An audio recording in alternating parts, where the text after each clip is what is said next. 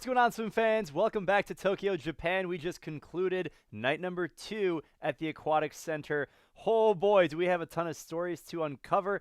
In today's video, we're going to go through each race. We're going to break it down, and this race-by-race analysis, I'm going to put on the splits on the screen. We're going to talk about it. I'd love to know your feedback. If you guys are new here, what's going on? My name is Faris Sabati, co-founder and CEO of MySwimPro, and we're bringing you the latest and greatest news coverage around these Olympic Games, and also outside of the Olympics, how to improve your performance and health both in and out of the water. So if you're into swimming and you're into that kind of stuff, make sure you subscribe to the channel. If you like what the content you've seen so far, make sure you destroy the like button. And let's go ahead and kick things off. Something that was absolutely amazing. We're going to get into this. Check this out.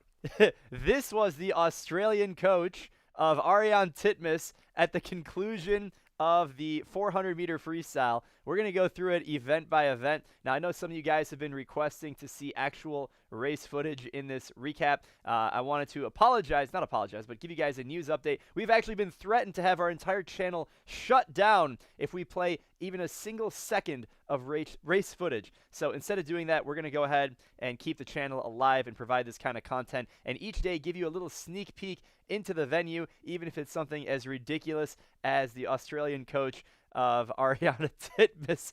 Look at him go. He was pretty pumped up. That was after the 400 meter freestyle, which we'll get into event by event. But until we get into there, this is the recap, or these are the events that we had in the evening session. We had the women's 100 butterfly final. We had the semis of the men's 200 meter freestyle. Then we had the semis of the women's 100 breaststroke. We had the final of the men's 100 breaststroke. The final of the women's 400 meter freestyle, where we saw Titmus' coach go absolutely nuts. Then we had the men's 100 backstroke, women's 100 backstroke. Both of those were semifinals. And then we had the men's 4x100 freestyle relay, where we got to see Caleb Dressel kick things off. A lot of action going on. Quick reminder, the 30% promo code for the MySwimPro application expires at the end of the Olympic Games, the end of the swimming program, actually. So I believe that's August 3rd. It's linked down below. MySwimPro application available for iOS and Android. Training plans, workouts, all that good stuff, linked down below. Also, before we get into it, we have an awesome giveaway for you guys. We're giving away 2 swimsuits on our Instagram page. So if you guys are not already following us on Instagram, head over there. Follow MySwimPro. We're giving away 2 swimsuits. All you have to do is literally head over to Instagram and comment on the post. I just pulled up our Instagram page. This is what it looks like. You're all probably on Instagram. And then just scroll to the appropriate posts. We're giving away 2 swimsuits. Every single day, we're giving away swag. The other day, we gave away an Apple Watch. Yesterday, we gave away a MySwimPro t-shirt. I'm modeling it, as you can see right here. And then today, we're giving away 2 swimsuits. Why 2? Because 1 for you and 1 for a friend. So 2 swimsuits are being given away on the MySwimPro Instagram account. That's the account. If you guys aren't following us, make sure you follow us on all of our social media and make sure you're subscribed to this channel. We're giving away stuff every single day, and the instructions are available on that particular contest on our Instagram post titled giveaway. It's about 5 posts old at the time of this video. So let's go ahead and get right into it. The first event was the women's 100 meter butterfly.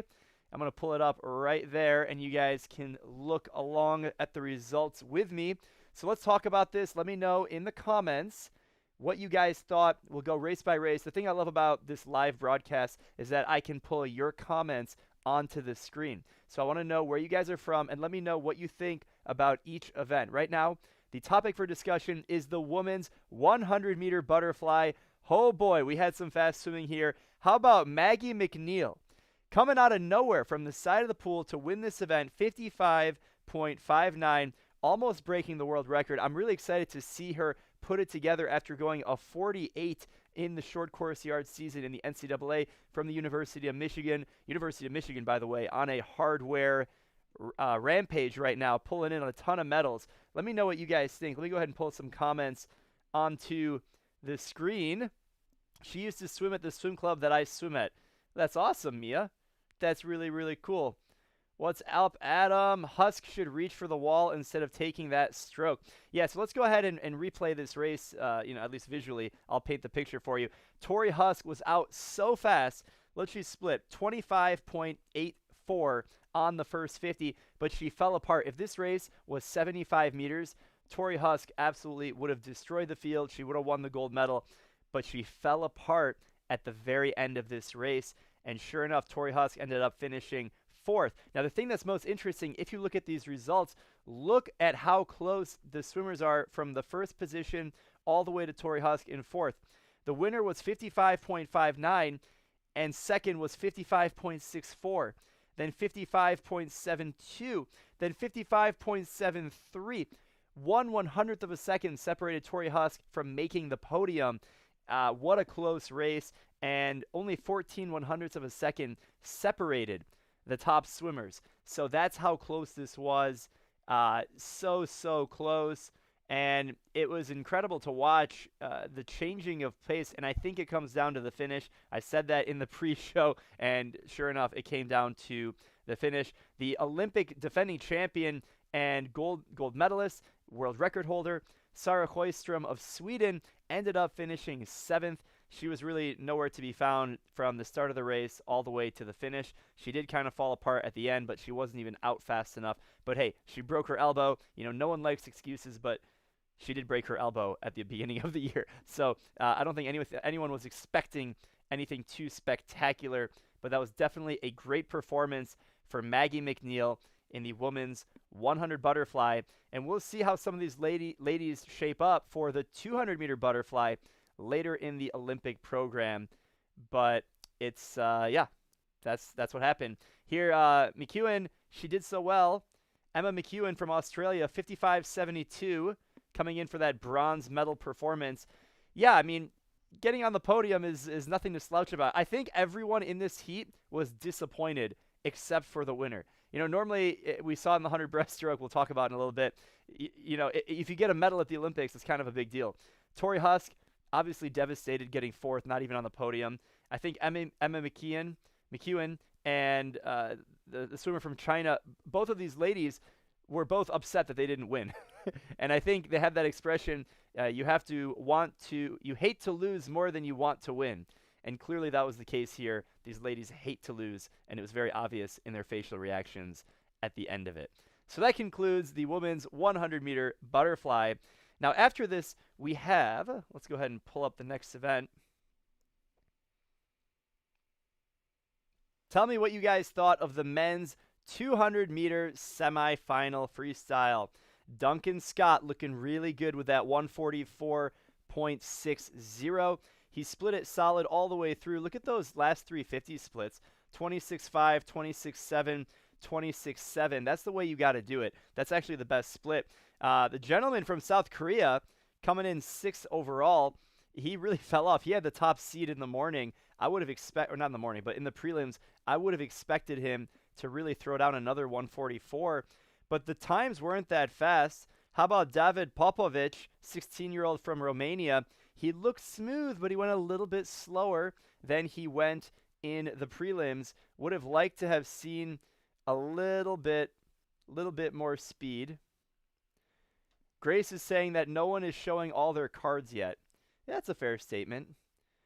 I think Kieran Smith, let's see his splits. So he comes in 2nd, and he split at 24.6, 26.2, 26.9, 27.1. So he either let off the gas pedal or he fell apart.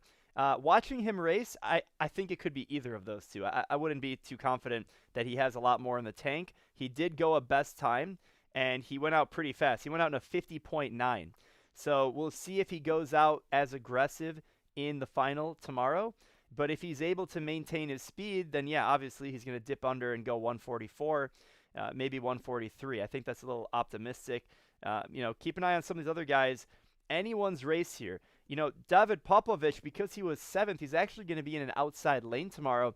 Could we see an outside smoke like we saw Ahmed do in the 400-meter freestyle? We're talking about Ahmed from Tunisia. He was an outside smoke in the 400 free outside lane. He led the race start to finish. Would not be surprised if David Popovich does the same thing tomorrow. That would be something special. We should see better speeds tomorrow. Jose, I hope so. You know, when I look at these times, they're not that impressive, especially when you look at the world record, 142, and that was over 10 years ago. I mean, Michael Phelps is watching, commentating. You know, you give him a suit, he could probably jump in and go these times as well. He could probably go 145 with not too much training. So we'll see what happens. Shout out to the Australian crowd. And that wraps up the men's 200-meter semifinal for freestyle. Next up, let me go ahead and pull it up here. Next up is the women's 100-meter breaststroke. A lot of fast swimming here. This was the semifinal. Keep an eye on Lily King. She was a 105.40. Now, she is the world record holder in this event. We would have liked to have seen her go a little bit faster, but hey, she's in there. She's doing her thing. Do we think Lily King is going to win this event tomorrow? Let me know what you guys think. I mean, the superstar from South Africa, Tatiana Shoemaker, and she was a 105.0, but she was a 104.8 in the prelims. So obviously, and she swam the race completely different. In the prelims, she had an incredibly high tempo. She was turning it over. She was going up and down. She died at the end, but it was still good enough for a 104.8. Here in the semifinal, she swam way more controlled. She looked smooth. Her if I didn't see her swim in the prelim, I would have thought this is how she always swims.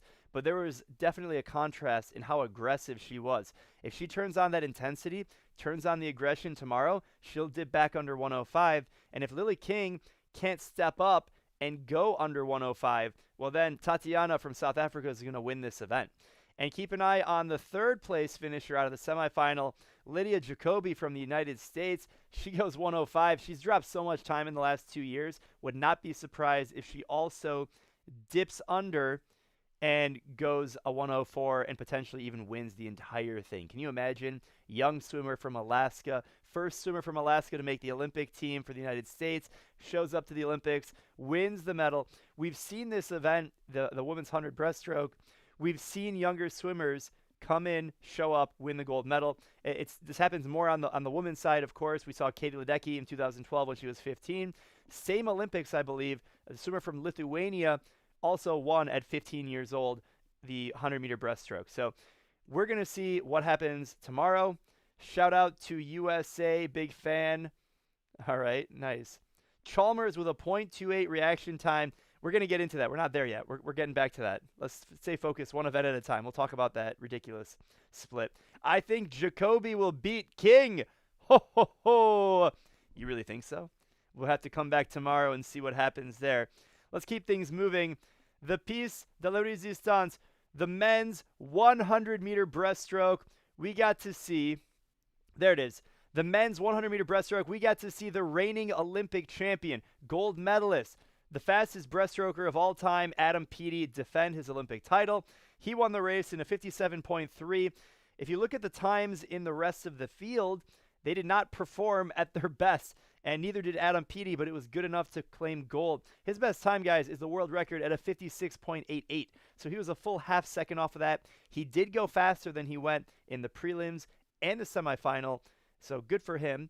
If you look at Kaminga, I think he was the one who could have potentially done an upset. He looked smooth the entire race.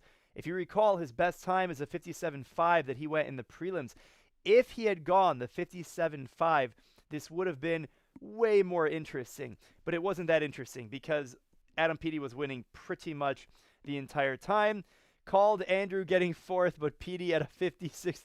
Yeah, I remember looking at what you guys were calling in the pre-show. And, you know, not too surprising to see Michael Andrew at a 58.8, and he misses the podium in fourth place. And, you know, some of these other guys like Andrew Wilson, 58.9. He was faster at the U.S. trials about 4 weeks ago. I think he was 58.5 or 58.4, something like that. Maybe he was 58 mid. But either way, these guys did not step up in terms of times. But we've talked about this. At the Olympic Games, the times don't really matter that much. What matters is who can get their hand on the wall first, if I can speak proper English. And so that's what matters the most. It's all about the finish. It's not about the time, and that's the thing. Kaminga went 57.8 in the prelims. I thought it was 57.5. Maybe it's 57.8. Maybe you're right. Experience is going to kill Popovich. Maybe next Olympics, but not this time. So I guess referring to him falling apart. We see the coaches taking into account Nick Fink, breaststroke, leg on the relay if he throws down a 206. Yeah, the coaches can theoretically put anyone on the relays as long as they're on the Olympic roster. So when you see an event like this and you see Michael Andrew not really performing that well, maybe Nick Fink, who's swimming the 200 breaststroke, is looking really hot. His breaststroke in training and the training camp and here at the Olympics is looking really good. The U.S. coaches might substitute him in. Now, also important to consider here is Team GB on the medley relay as well. You've got Adam Peaty, who's certainly going to be on the relay. You also got to consider the mixed medley relay. If you have Adam Peaty doing breaststroke, if he can throw down a 56 relay split on the breaststroke for both the men's relay as well as the mixed relay, that could be really, really interesting for Team Great Britain. Because you got to remember, in all of these hundreds, there's a relay component as well. Right now we're looking at the individual event, but we'll see what happens at the actual relays. Very, very cool. All right, so let's go ahead and get into the next event. We have the men's 100-meter backstroke semifinal, and we got to see why Ryan Murphy is the 3-time Olympic gold medalist, defending world record holder and Olympic champion in this event. He looked so much better than he did in the prelims. In the prelims, his 53 low looked really slow. I was a little concerned actually at how slow he looked. He did the same thing at US trials. He got way faster from prelims to semis to the final. I think if he has more in the tank, he'll go 51 no problem. But how about Kliment Kolesnikov? This guy looked really, really good as well. He was also 52-2. Both him and Ryan Murphy are certainly capable of going a 51. Let me know what you guys think. Who's going to win the men's 100 backstroke tomorrow? It's going to be a good one. It's going to be a good one. Yeah, this was the semifinal. That's why, as you can see, just to really quickly explain here, what you see on the side of me, this is the official results of the semifinal. Now, I know it's small, but if you guys look closely at Ryan Murphy, he's number 1. The NOC means National Olympic Committee, so he's for the USA. Then you have date of birth. Then you have something called R.T. RT stands for reaction time. This is the time from the beep to when the feet leave the block, or the touchpad in this case. So Ryan Murphy was 0.51. Then you have 50M. This is the split at halfway. So halfway through the 100 meters, when they turn and their feet touch the wall to push off, that's the first 50 split. Ryan Murphy was a 25.39. Look at Kliment Kolesnikov. He was the same split basically, 25.32. These guys are going to be battling tomorrow. Absolutely battling. It's going to be really, really good. I think both of them could go under the world record. I think it will take a world record to win this event. It's going to be so close. And then if you keep looking at the results, I was explaining how this works, but if you look at the time, that's the total time, and the smaller number underneath is the second 50. So you have the first 50, the second 50, and then time behind is obviously how much behind the swimmer was from the leader. It's not from the place ahead of you, it's from the leader. So if you look at the top 8 swimmers, less than 1 second separates the top 8 going into the final. I think it's going to be really, really tight. Ryan Murphy, keep an eye on Mitch Larkin. He's going to pull out something special. I think Mia has a point. Mitch Larkin right now seated 3rd, also at a 52.7. He looked really good. All these guys looked really good. I was actually very impressed with Ryan Murphy and especially Kolesnikov from Russia. It's going to be a good battle tomorrow, and we're going to see what these guys can do. Moving right along, we have the women's semifinal of the 100 backstroke. This was absolutely incredible. When you think about the women's 100 backstroke, we had 4 Olympic records go down in a single session, in a single day. So we had 3 ladies break the Olympic record, going 57s, 58 low, Kylie Maas, and then you had 2 other swimmers go 57, and then again, Reagan Smith goes the Olympic record, 57.86. Kaylee McEwen has the world record, and also keep an eye on Kylie Maas. She's from Canada, and right now she's going 2nd. She's seated 2nd going into the final at a 58.0. Kaylee McEwen, 58.11. Ryan White, 58.46. So we're going to see all of these ladies similar to the guys event. I think it's going to take a world record to win. I think the guys event probably is on a more aggressive world record watch with top 2 guys. In the ladies event, we're going to see 3 ladies potentially battle for not only the gold, but also the world record in this event.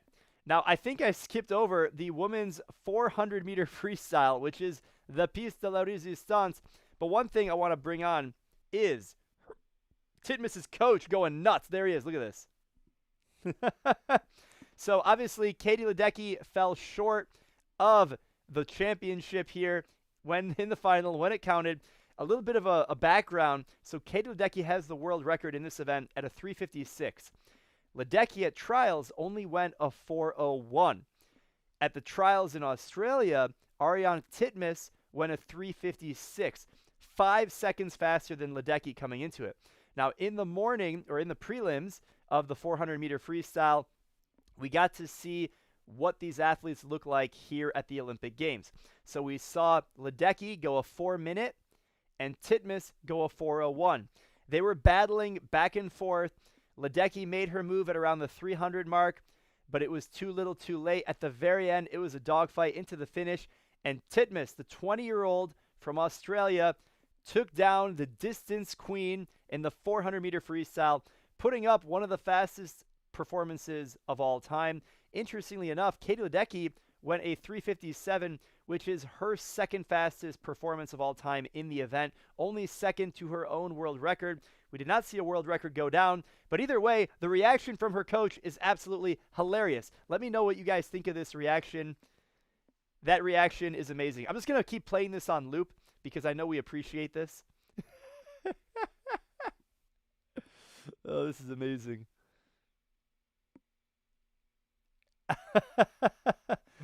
Zach Apple water splash. Oh, goodness. Yeah, so Katie Ledecky and Titmus will face off again in this event. So don't think that this is the end of it. They'll battle in the 200 and the 800. Ledecky is the favorite in the 800, and she should win the 1500 as well. Titmus is looking really good in that 200. I don't know if Ledecky is going to have enough speed. Ledecky is better in the longer races. Titmus has more control over her speed, as was shown in this 400 meter. But yeah, it's pretty crazy. Paige Madden, although she looks extremely nervous and crashed this finals, her prelims time, which will even split, makes her very tempting for the 4x2, especially with Schmidt looking off in the 100. Yeah, Schmidt wasn't very fast in the 100. It'll be really intriguing who the U.S. coaches put on the relay. If only my coach was like this. Yeah, we all aspire to have coaches with that level. What do you think about PD Swim? I thought it was very impressive. You'll have to go back and rewind this video just about 5-10 minutes ago. We were talking about PD Swim. Okay, yeah. I hope you guys had enough of this dude. Now let's go ahead and pull up the final, which is the men's 4x100 meter freestyle. The United States was victorious, led off by the superstar Caleb Dressel. Now, let's take a look at these splits. This was really, really fascinating when you deep dive on these splits. So if you look at Caleb Dressel, 0.61 reaction time, he's off like a bullet. He was out in a 22.2. His total time was a 47.2. A little bit faster than his best time from the U.S. Olympic trials, where he was 47.3.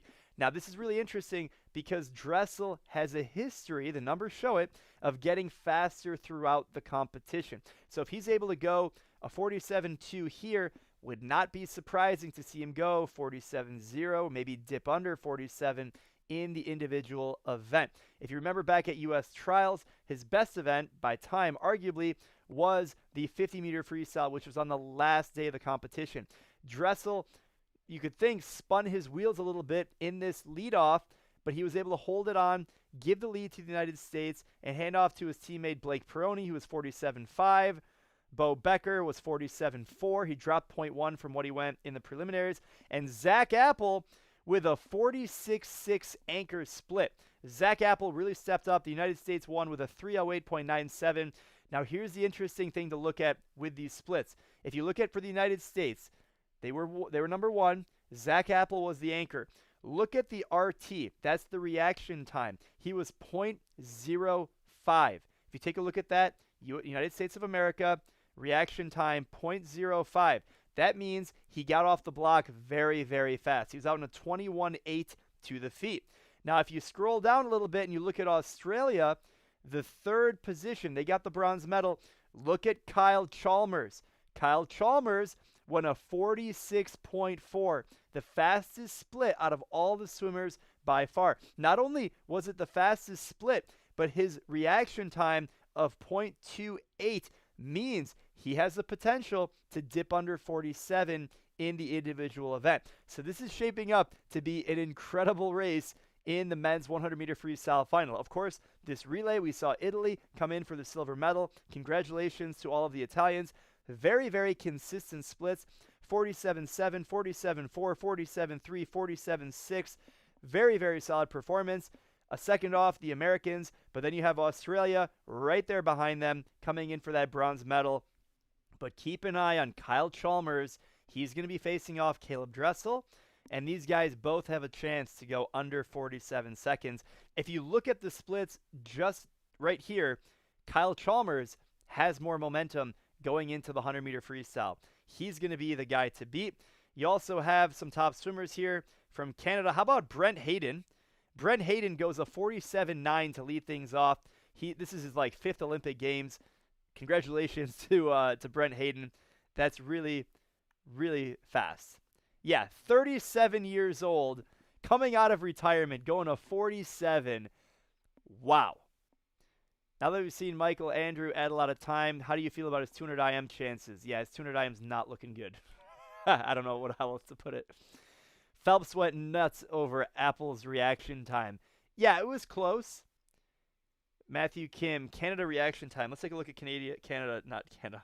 Oh, I see that. I didn't notice that. The third swimmer had a 0.00 reaction time, which means if he was 0.01 faster, they would have disqualified. That is called risque, my friends. That is crazy. Oh, goodness. Yeah, Zach did an amazing job. He looked really strong. Very satisfied to see that from Zach Apple. Congratulations to Muna McSherry for getting into the final in the women's 100 breaststroke. Nice. There we go. Zimba. OMG, my heart is pounding like thunder. USA flags, salute to Dressel and Apple. Do you think Mitch Larkin has a chance to win the 200 IM? I do think he does. In the 100 backstroke, he he went 52.7. Michael Andrew is the top seed going in. He's going to battle Chase Kalish. Chase Kalish won the 400 IM, but Chase Kalish, his time wasn't that fast. So I don't know how else to put that. The 400 IM, none of the times were that impressive. So, yeah, I think it's anyone's game. It could be Michael Andrew, Chase Kalish, Larkin. There's a lot of guys that could get in there. Oh, my God. All right, we got to talk about this. How is no one talking about the dude that hit his head in the backstroke semifinal? Okay, the first semifinal, swimmer in lane 3, or they were the second from the middle of the lane. The dude swam into the wall. Like he was out cooking, and he just literally swam into the wall as if he forgot that he was swimming inside of a 50-meter pool, and the pool ends at 50 meters. He's straight up. So this is what happened. So he's swimming backstroke. He nails the wall behind him, like with his head and with his arm. It looked violent. I mean, these guys are going fast. He nails the wall. He realizes, I can't swear. He realizes, oh, crap, I got to turn around. So he turns around. He pushes off on his stomach, and then he turns onto his back, and then he gets disqualified. Because, you know what's funny? He got disqualified only because he pushed off on his stomach, and then he turned over onto his back. If he had just, like, nailed the wall and then spun around and pushed off on his back and continued, he would have been fine. You know what's also crazy? I think he broke a minute. So can you imagine, like, swimming into the wall and then still going under a minute? I mean, I think there's so much pressure at the Olympics. He was probably in the zone. He was going out for a backstroke, Sunday stroll, and boom, the wall came out of nowhere. You got to imagine his country, his coach. I mean, I was watching Ryan Murphy. I was not paying attention, but it was so obvious like what had happened. We need to see like a replay of that. I hope we can see it in slow motion. But the dude literally swam right into the wall. It looked so painful. And I mean, his coaches and teammates, it's kind of one of those like, it's one of those moments where you just, it's poor guy. I don't know what else to say about that. Oh God, yeah, that's what it was. That's who it was. Yeah, that's the guy we're talking about right now. Oh my God, salute to Dressel. Yeah, I was proud of Canada that no one expected them to even make finals. Yeah, shout out to the Canadians. I mean, the ladies, they got a silver medal in the 4x100 freestyle the other day. So huge shout out to the Australian woman. And yeah, I mean, not Australian, the Canadian woman. Shout out to the Australians as well.